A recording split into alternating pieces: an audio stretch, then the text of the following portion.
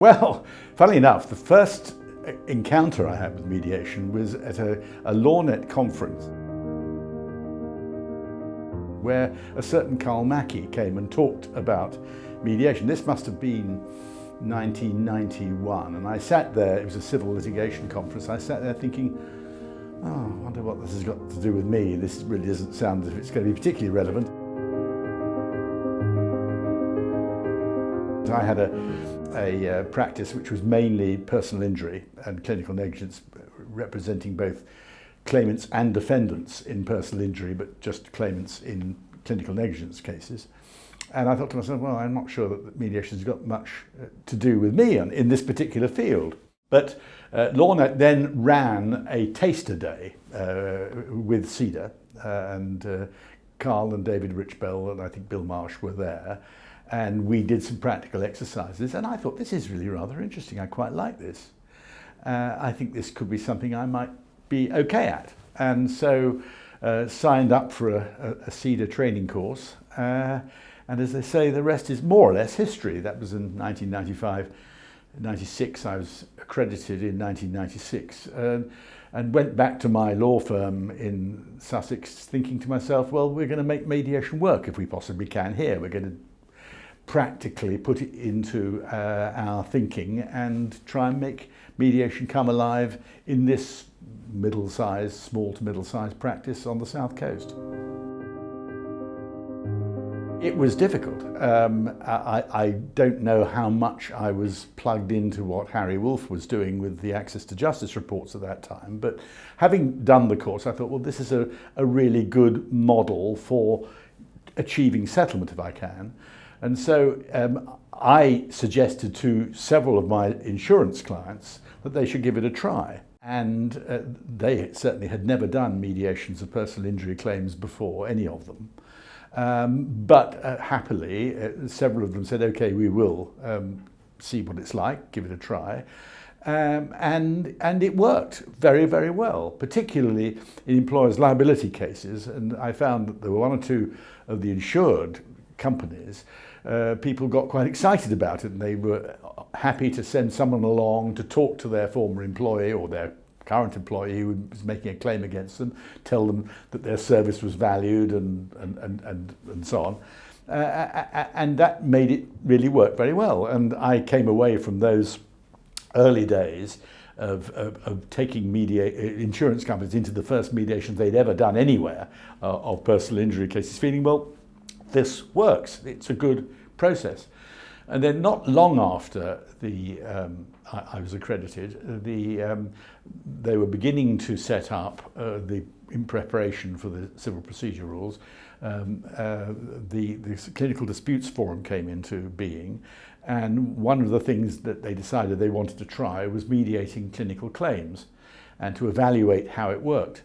And a pilot was set up there, very much against the odds of succeeding, to be monitored by Professor Linda Mulcahy, and who's going to write up the findings of the report. For various difficult reasons, they only got 12 cases in, but it worked really, really well in those 12 cases. 11 of them settled with payments of damages. One of them settled without the payment of damages, which was actually, I think, one of the most interesting aspects of that, because it meant to say, and it showed, that mediation isn't only about people having to compromise and pay money to one another. It's also about what is contained in the exchanges that go on between the two sides who came into the mediation in dispute. It limped along in the first years, there's no doubt about that. I mean, this pilot, as I say, only had 12 cases. It took some time to write up. I'm not sure whether there were kind of political reasons why there was lack of enthusiasm to get the report published. And it was easy to say, oh, that's a very small sample and so on. But some of the lessons that came from that and some of the things that I learned from the cases that I did in that pilot, and I did a couple of the cases there, really persuaded me that the opportunities that are given to people to communicate with each other in this safe environment, this off-the-record environment, were hugely valued, particularly by patients who very often had really not succeeded in getting any kind of explanation, let alone any reaction or, putting it at its highest, an apology. Or an expression of regret or acknowledgement that things hadn't gone perfectly and people were sorry about that. They just hadn't had that happen so far. The complaints systems were constantly being looked at and reviewed in the National Health Service during that time, but never seeming to come up with anything that ultimately satisfied lots of people. So to find people coming into a mediation, having an opportunity to say what it had felt like to them, what their feelings were about what went wrong, and to have an opportunity for someone on behalf of the hospital or the medical practitioner, and sometimes the medical practitioner themselves, who was in the frame, to say, look, I'm really sorry that this happened. Not necessarily saying, I'm to blame or making any concessions about it, but I'm really sorry this happened. This is why it happened, and we're here to try and make sense of this and to see what we can do and where we go forward to from here, was very empowering for claimants, and quite often what they really wanted. I mean, I've heard time and again people saying, look, if only this had been handled better in the first place, I would never have sued. Yeah. And they're almost embarrassed about suing the National Health Service where something apparently goes wrong. So the opportunity for them to have a real conversation where they believe that people are listening to them and responding to them directly is very, very valuable. And I was persuaded about that from the very earliest of stages. Well, to lose a loved one, to lose a child as a result of a birth injury is enormously damaging. I mean, it's hardly possible to find an adequate adjective to use to describe it. And but yet I find that if people believe they're being listened to and believe that they have a chance to say what they feel, it's really important to them. And so many things can go wrong for people where something like that happens. Mothers who feel guilt about the fact that in some, frankly, incomprehensible way, they were partly to blame for what happened. I can remember one case where a mother had gone for 8 years since her child had been born with cerebral palsy, thinking that a decision that she had made during her delivery had been partly responsible for the damage that her child had suffered. When we get to a mediation 8 years later, a new obstetrician comes along and says, no, of course not. That had absolutely no responsibility. It was our responsibility. This was the way it should have been done, and it wasn't done like that. And to see someone at least beginning to shed a sense of guilt in those circumstances is so important. And equally, in other cases where people feel that there needs to be an acknowledgement, there needs to be an acceptance that things were not done well, to have an opportunity for people within that confidential framework, and that is one of the most important things about mediation. The fact is that communications without adverse consequence can take place, and people can be honest and frank and open with each other, and I have seen that happen. Time and again, where people have felt that they have been listened to, they've had explanations given to them, which they hadn't had before, and where, frankly, the litigation has got in the way. I can think of a case where the damages and the costs were what everyone thought they were coming to negotiate, and the lawyers were saying, well, we must get this out of the way before anyone has any kind of conversations about what went wrong and so on. Again, about the death of a child, and we just couldn't get anywhere with that. Yeah. And yet there was a substantial team from the hospital and a number of family members wanting to have a conversation. And so eventually I said, look, I'm sorry, that conversation is definitely now going to take place because that's what people want. And it was an hour and a half of very demanding conversation for everyone. And at the end of that day, I think one of the family members went away and they were in tears. And someone said, why are you crying? I said, because I'm so happy that we have actually got to the bottom largely of this, and we have had our say. We have been responded to honestly and credibly, and we are now beginning to be able to hope that we can move on. I'm going to start by saying that I didn't mediate it. I was involved in trying to get a mediation underway and to negotiate with some very reluctant parties, particularly the claimant team in Liverpool, who were quite suspicious about whether mediation was in some way a kind of something that really, they shouldn't sign up to, but they did. And 2 experienced mediators were appointed, and we designed it so that there would be 3 days for this to be discussed. Just putting it in context, this was when it emerged that, particularly in Alder in Liverpool, children's organs had been retained in the pathology department, allegedly for research, but simply had been stacked up without any question of asking the parents. And this emerged actually from the Bristol Heart inquiry that was going on at the time. And there was outrage. Parents were having funerals, second and third funerals of body parts, putting it bluntly. And one could see how outraged the parents would be. And yet, it was completely new law.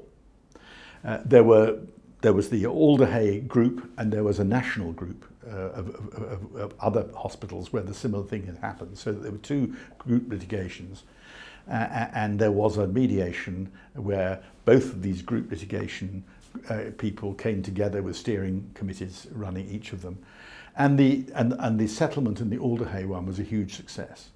It was accepted by virtually every parent, every family in there, and any that didn't accept it, there were just a few, went back into the national litigation group, which didn't settle at that particular meeting. But I did myself mediate the national claims later on, and it was interesting how the different 2 streams worked out. In the Alder claims, every family received the same amount of compensation. However, the post-mortem had been ordered, whether it was a coroner's post-mortem or a hospital post-mortem. There was a commitment to law reform, which indeed happened. There was a reform to the Human Tissue Act. There was to be a memorial at Alder, and there was going to be a proper apology issued by the defendants, and everyone signed up to that. The national group didn't, and that went to litigation, and the litigation was extremely difficult to fathom out who had won and who had lost. A test was established. We looked as if that every single case was going to have to be tried, because they were rather a subjective test as to whether this parent would have suffered psychological harm given retention of organs. A settlement was reached, but the vast percentage of the settlement was swallowed up in legal costs, and I have no idea whether anyone actually got anything out of that piece of litigation at all. And that always stayed with me as being an illustration as how, even in group litigation, a well-focused mediation could solve things which litigation really won't necessarily solve. It's always fascinated me, the medico-legal issues, and I always enjoyed the medical aspect of my professional life. I was 30 years doing personal injury claims, so I was used to knocking around medical reports and medical records and so on. And if you believe that the process that you deliver is helping people and giving people things that they might not otherwise be able to get, then I can do that confidently, I hope, and not let the emotion overwhelm me in any way. I mean, you bring a professionalism to it, you bring an empathy to it, and it's of course absolutely vital that you empathise with everyone there. And that's, as you said earlier on, of course it's with claimants and families, it's also with clinicians. and to sit with doctors who have been accused of conduct or of competence less than perfect. It's a dreadfully uncomfortable thing for them to face. I mean, it undermines your very identity and your professional sense of worth. And working with them as well when you had the opportunity to do so, and it hasn't been as often as I would have hoped, I think, that one has a chance to talk frankly to doctors in those circumstances, because they can, to some extent, be shielded from it by those who represent them. But certainly working with families and understanding the pain and the grief and the anger that they have, but yet believing that what I'm doing with them and offering them is actually a benefit, I think makes it possible to cope with the circumstances. I remember there was a commercial mediator up in Manchester who, he and I both spoke at some gathering, and I talked about one of my cases, and he said afterwards, when he was on his feet, he said, well, I used to think, well, I'm not really probably going to do much clinical negligence mediation, but having heard Tony speaking, I can tell you now I'm definitely never going to do any personal injury, any clinical negligence mediations. So, you know, it's horses for courses. It's quite plain that the NHS is under huge financial pressure, and so is NHS resolution. I mean, they are producing annual reports which are going before Parliament, which are going before people who are saying, well, how on earth can it be, how can there be so much money involved? Can't you save on this, can't you save on that? And you know, obviously when you're convening a mediation, you have lawyers present, quite often counsel as well as solicitors, you have a mediator. It makes sense to think that, you know, if only one lawyer either side could knock it out together, you know, in your conversation, it's going to be cheaper. The problem about that is that it does not include the claimants comfortably, let alone the doctors. You have got to have a safe environment in which people are free to meet and exchange communications. And if you're going to just be doing deals all the time, but effectively between lawyers, the patients are not going to get the kind of satisfaction which I believe they're entitled to. If you like, a sort of day in court. I mean, the last thing in the world they want is a real day in court, because that is a really unsatisfactory way of actually building up any communication. I mean, you are just simply not there for that kind of purpose in a law court. But at a mediation you are. And the NHS resolutions framework document puts upon them, utterly unlike a commercial insurer, a responsibility for their patients as well. For the consumers, they are an NHS trust themselves, NHS resolution, and they have a responsibility to those who make claims against them, which is quite an unusual setup, as I say. What concerns me is that the bean counters may say you've got to make savings even on mediations, and that, I am really concerned, will quickly deprive claimants of the opportunity to do it. Mediation is still happening, but my sense is there are other options being tried, and it may be they're partly being tried because of cheapness, and they're not being tried with the responsibility for the people involved in the claims in mind. I was having a look at my caseload, and something like 80% of all the mediations I've ever done were either clinical negligence or personal injury. Far more clinical negligence cases now than personal injury. For a while I was doing quite a lot of personal injury, but in recent years it's been essentially very, very significantly towards clinical negligence.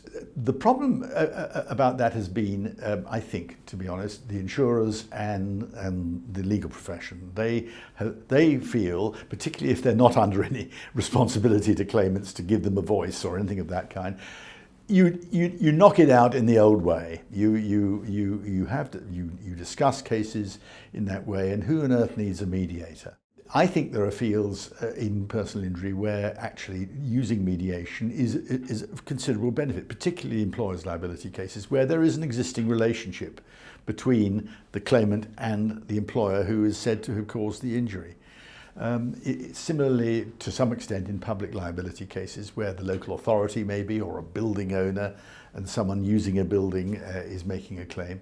And I've even thought to myself, there are probably road accident cases where a claimant mightn't be at all averse to the defendant coming along and saying, I'm terribly sorry, I was changing my radio at the time and my attention slipped and I'm really sorry you had this injury. But I guess that it has not taken off in the same way as in clinical negligence because there is such a clear series of things that people have asked for who make claims against it for health reasons. They want an apology, they want an explanation of what happened, they want to have their say, they want to look at the possibility of imaginative outcomes, they want to know that lessons have been learned. And these are things that are very particular to clinical claims and less obviously so in personal injury. But whether the change in law wrought by Churchill and Merthyr Tydfil is going to make a big difference to all of this is a matter of fascinating speculation. I don't know the answer to that yet, but I'm very keen to know what the answer will be. It's so good to be compelled to think about what you do in an analytical way. And you know, I reckon I'm a better mediator because I was training other people to do it. You really meet such a huge cross-section of people. And of course, it's extremely pleasing and rewarding to kind of set people on fire, as I suppose I was in some way years ago, by seeing how people say, yeah, there is a different way of approaching things. This is an interesting, different slant on problem solving, and to do that, you know, not just in this country, but see how in other jurisdictions, other solutions have emerged, and in some ways better than the ones that we have here. I mean, I think the best multi-door courthouse outside America is in Lagos in Nigeria, and there's another very good one in Karachi in Pakistan, and these are both places where we had quite an active hand in building up the cadre of mediators there, and indeed making suggestions as to how it might be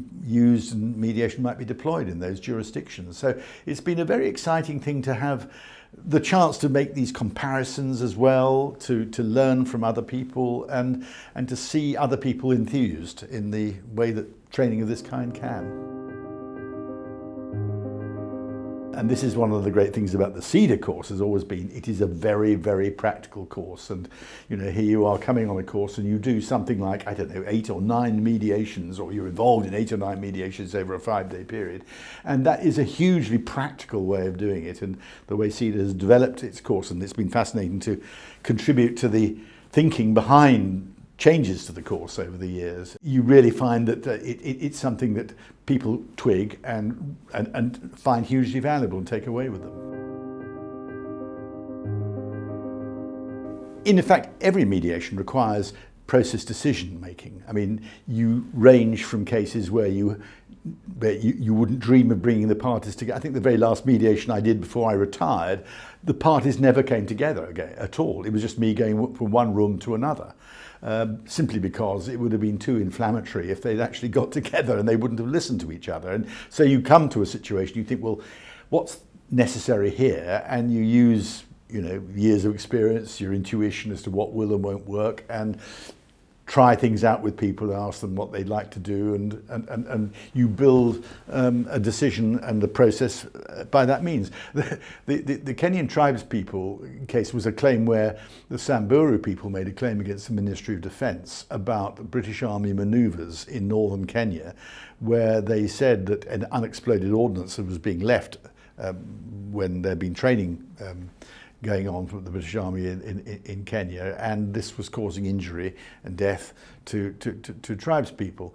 And a group litigation was initiated and mediated over here, and the NGO representatives of the Samburu tribe came over for that mediation, which was spread over 2 days. so that we could have plenty of opportunity to have exchanges between the parties. And we knew that by 4 o'clock on the second day there was going to be a televised press conference. Well, it so happened that a deal was done. And whereas they had come in mufti, the NGO and leading members of the tribe who the day before, because it was on television, they really turned up in full, brilliant red Samburu clothes. It was a very interesting early experience of a group settlement with complications there, and it meant, for instance, that the claimant solicitors were offered a sum of money and they took on the responsibility of dividing it amongst their clients. And that wasn't part of the mediation. I didn't have to do any of that. And something similar happened in the national retained organs litigation too. A lump sum was offered which the claimants had to take responsibility for dividing. There haven't been that many big group mediations, but I think it is a process that works there. But process design comes down even to the smallest, 2 people. How do I put these two together? Do you spend them all their time? In some cases, it is just them together round a table with the mediator all the time. Sometimes they never meet, and most of them are somewhere between. I think it is a seminal moment.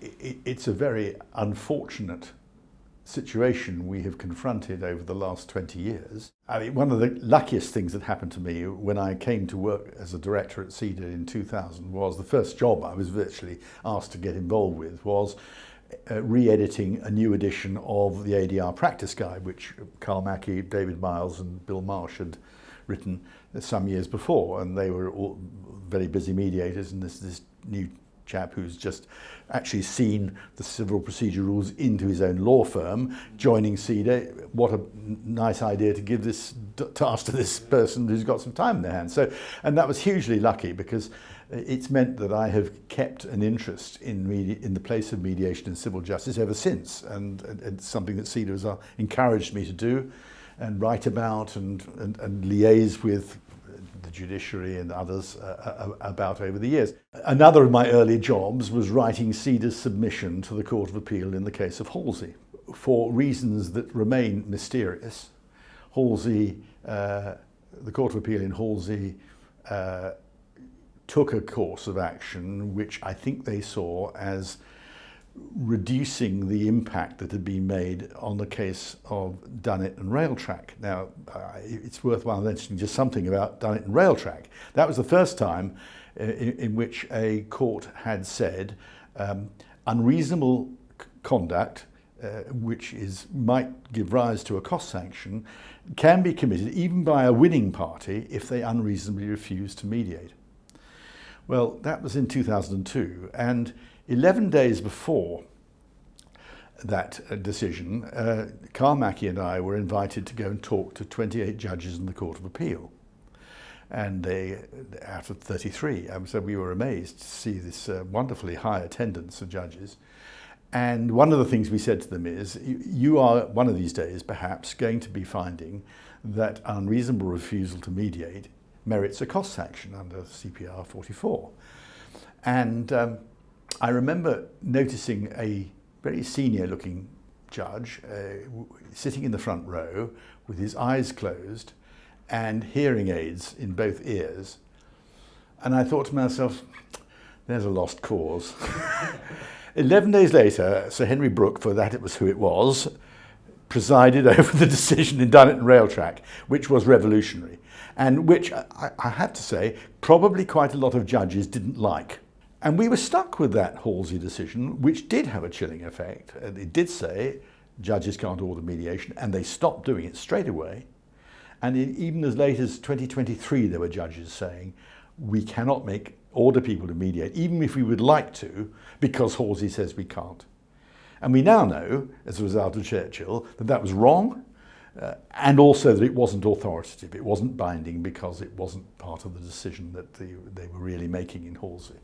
And yet here we are, yet a further 13 years goes with this defect, this wrong decision binding everyone, affecting the way mediation developed.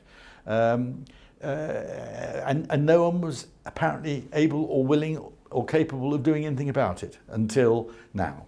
And that's why the decision, which very simply said it was wrong and it wasn't binding, will, I think, make a huge difference. Quite how, I don't know, but it means to say, particularly as it's being proposed, that the support of mediation will find its way into the overriding objective in CPR Part 1.